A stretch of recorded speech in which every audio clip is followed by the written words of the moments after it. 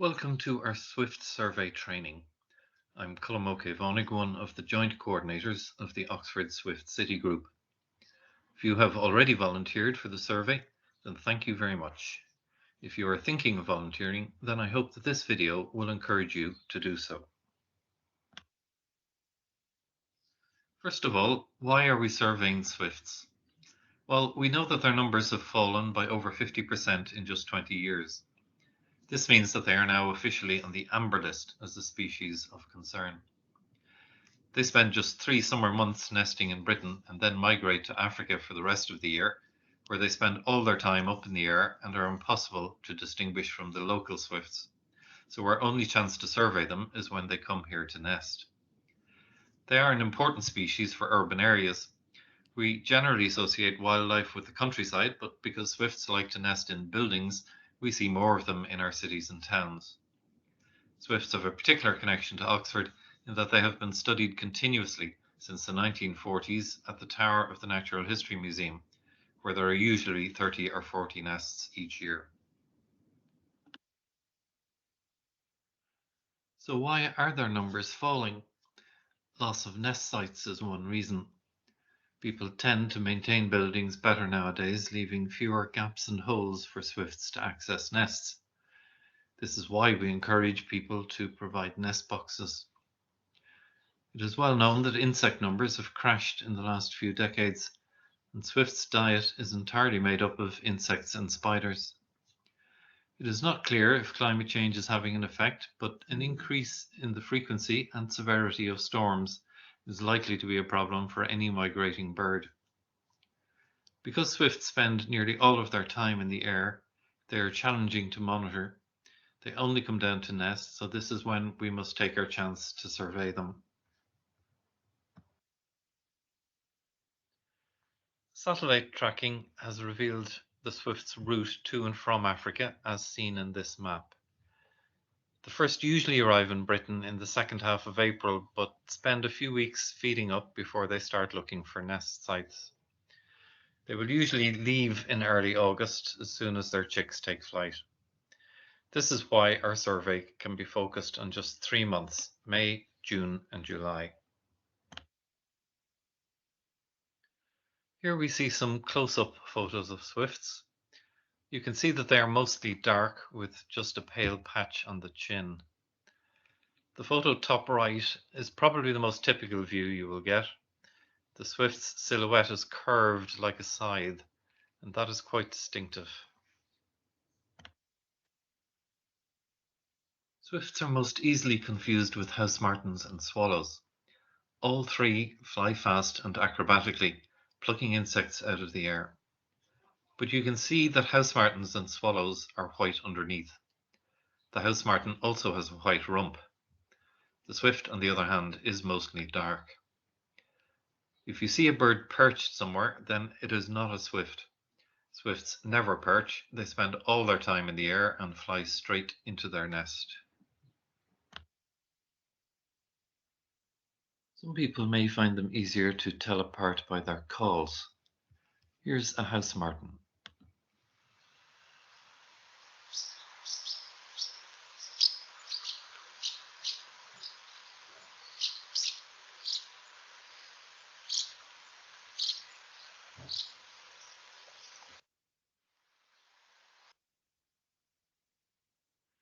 And this is a swallow.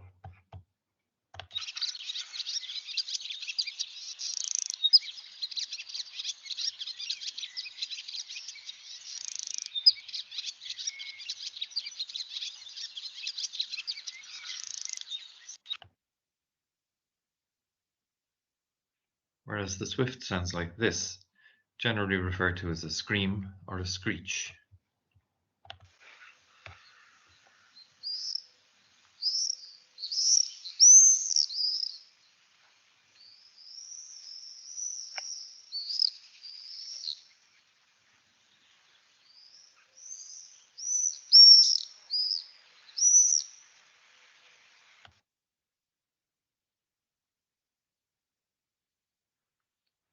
Now we're going to look at some video clips of swifts in action.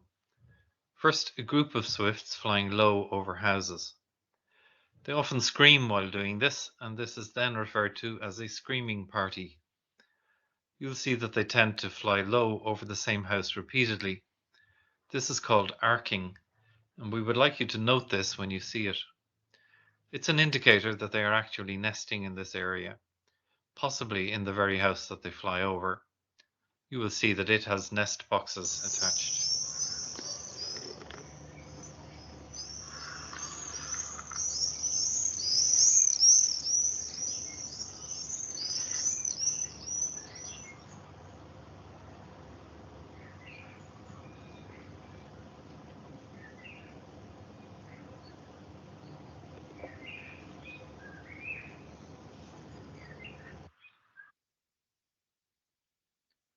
In this video, you'll see a swift enter its nest through a gap in the slates.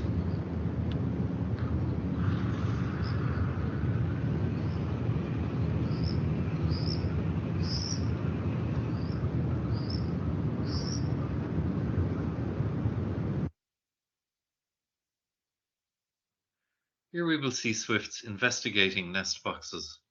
They fly up and cling to the nest hole to see if it is already occupied. These are called bangers because they sometimes make a noise doing this. If the nest is occupied, the residents inside will scream back at them. If a swift was to fly into an occupied nest, there would be a terrible fight, so this is a safe way for them to check.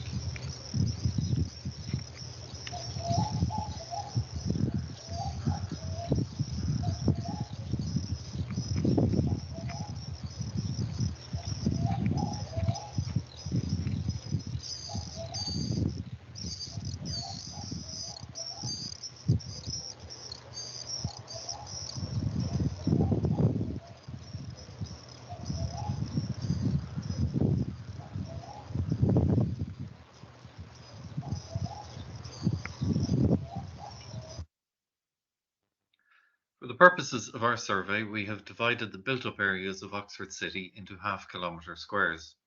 Each volunteer is assigned a square. In this map you can see the kind of data we get on the numbers of nests identified in each square. Red indicates 8 nests in that square, orange is 6 nests, and so on.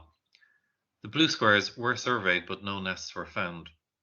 I know you all hope to see nests in your square, but zero records are just as important to us as positive records because we need to know where swifts are not nesting just as much as where they are.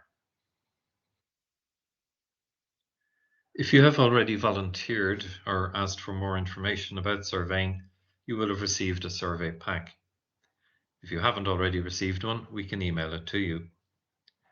It includes an introductory letter explaining the reasons for the survey and the importance of the data. Then there is an outline of the methodology that we use and the map of your survey square. We provide recording forms to help you make relevant notes as you are out surveying. You will also receive a list of dusk times in Oxford throughout May, June and July. We ask you to survey for about an hour up to the time of dusk if you can. This is when swifts tend to be most active around their nest, feeding up before they return to spend the night. If you cannot survey at this time, don't worry, any time will do. This is just recommended as the best. We also provide you with a letter confirming that you are participating in an official survey. You may be asked by curious passers-by or residents why you are loitering on their street, and this will help you to explain. It may also be an opportunity for you to get them interested in swifts. In summary, we ask you to survey twice a month in May, June and July. Try to do it in dry, calm weather conditions if you can. Swifts are far less active in wet or windy weather, and it's a lot less pleasant for you. Please record screaming parties, arcing, bangers, as well as nest sites. You've seen in the videos what these look like. When recording nests, it is very important to record the number or name of the building. Try to survey every street in your square. This should be possible in an hour or so. If you have the time to do a dry run and work out your most efficient route, this will allow you to focus your attention on the skies when doing the actual survey. Be friendly to anyone you meet, and if they seem interested, explain what you are doing and why. Many people would have no idea that swifts might be nesting on their street. Don't go onto private properties, certainly not without permission. Some of you will have large college grounds in your square. In that case, ask at the lodge for permission, explaining your purpose, and they will probably facilitate you. Do not use binoculars. They are of no help in spotting swifts as they move too fast. You can also imagine that residents may not appreciate somebody wandering around their streets at nightfall, looking up at their houses through binoculars. Do not record swifts flying above 50 meters or more than 20 meters above the buildings. If they are that high, they are probably feeding, and we don't want to count feeding or foraging swifts. Do not survey undeveloped areas such as lakes, meadows, greens, and canals.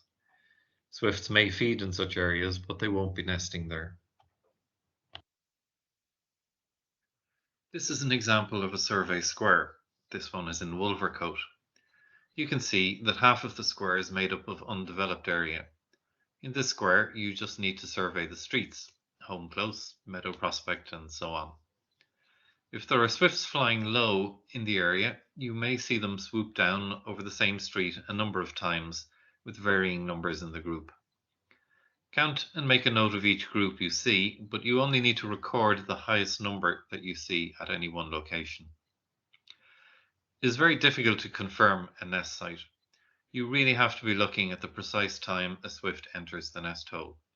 So, if in your first couple of surveys you have seen low-flying swifts but have not found their nest sites, then in later surveys spend more time watching the places where they fly low, especially around any houses that they repeatedly fly low over, and you will increase your chances of seeing them fly into their nest.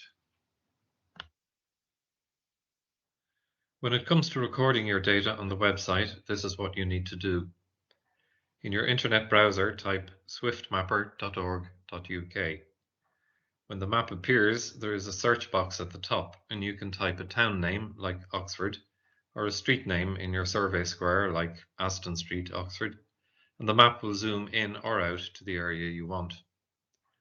You need to have an account on the website to add records. If you need to create a new account, click on the menu icon in the top left, then select Login. If you have a Google or Facebook account, you can use those, or else select Sign Up to create a separate account for this website. Then enter the details required to create your account. A verification email will be sent to the email address you give. If you don't see it, check your junk or spam folder. You need to click on the link in that email to verify your new account, and then you can log in with it.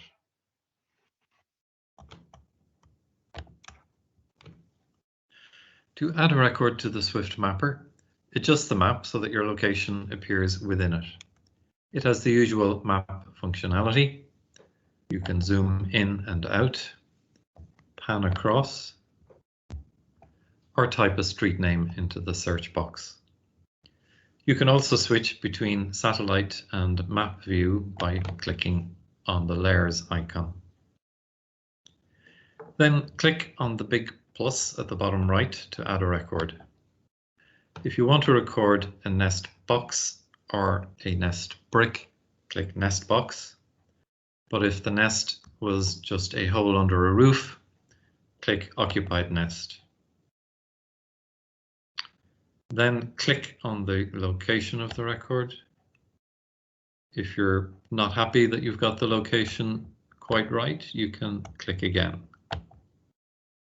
When you're happy with the location, click Next. You're asked to comment on the accuracy of your pin.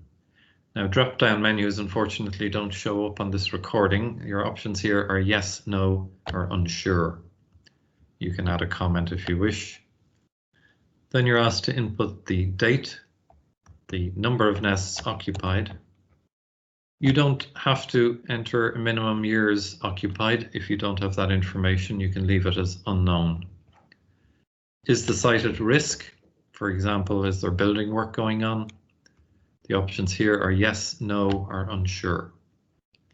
The type of nest, in the city, it's usually going to be a hole in a roof or wall. And the building type, there are various options here, including house, public building, office, etc. The building age, pre-1945, from 45 to 99, post-2000 are the options. And then click next. If you have a photograph, you can upload it here, but please remember you must get permission to take photographs of private properties. Click next again. Now this is very important. Please record the address of the nest site, the house number or name and the street in the comments box. This is essential for us to spot potential duplicate records where two people may record the same nest site. This website is publicly available, so other people may enter the same nests. If your record is from an official survey in your square, then type OXSC in the keywords box. If it's a record you just saw when you were passing by, then don't put OXSC there. So then click review and you'll be given an opportunity to check the information you've included on this record. Now I'm going to abandon this entry because it's not real. Click on the X at the top right and then discard record. If you want to record a nest in a nest box or nest brick, click nest box, click the location and comment on the accuracy. But here there's an extra question. The minimum number of nesting cavities available at the location. So for example, if there are 3 nest boxes on the house, but only one of them has a nest in it, you will answer 3 for number of nests present, but 1 for number of nests occupied. The rest of the questions are the same. If you want to record low-flying swifts, click Screaming Party and click on the location. Again, you're asked to enter the date and the maximum number of swifts that you see at that location. You're also asked to comment how certain you are that there were swifts. I'm sure after this training you'll be able to do that with great certainty. Again, if you have a photograph, you can upload it here. This time in the comments box, if you see the Screaming Party or arcing, you could record it here, or if there are bangers present. Again, if it's an official survey, type OXSC in the keywords, but if it's a casual observation when you're out and about, then don't. Again, I'm going to abandon this entry. You'll have seen there's another option to record previously occupied nests. You would only use this option at the end of the year if you were aware of a previously used nest that was not used this year. You can edit your entries if you realize that you got something wrong. Click on the menu icon and then on My Account to see a list of your entries. If you've already recorded a nest site this year and in a later survey you find more nests in the same site, then we suggest that you edit the previous entry and change the date and the number of occupied nests rather than creating a new record. Before you start your survey, we recommend that you look at your area on the mapper to see where nests or low-flying swifts have previously been recorded. Then you can pay particular attention to those areas on your survey. Swifts do tend to return to the same nest sites each year. You can adjust the data shown on the screen by clicking on the filter icon. Then you can turn on and off the different types of data by clicking on the icons. You can also look at entries within a certain time period by entering dates from and to. Clicking on an individual pen will show you the details of that entry. So that's it. If you have any questions or comments following this presentation, feel free to email us. I hope that you can see that the survey will be fairly easy to conduct and fun to do. If you're not fortunate enough to see any swifts in your square, do not think that it's a waste of time. Far from it. We need to know where swifts are and where they aren't. So good luck out there and enjoy yourself.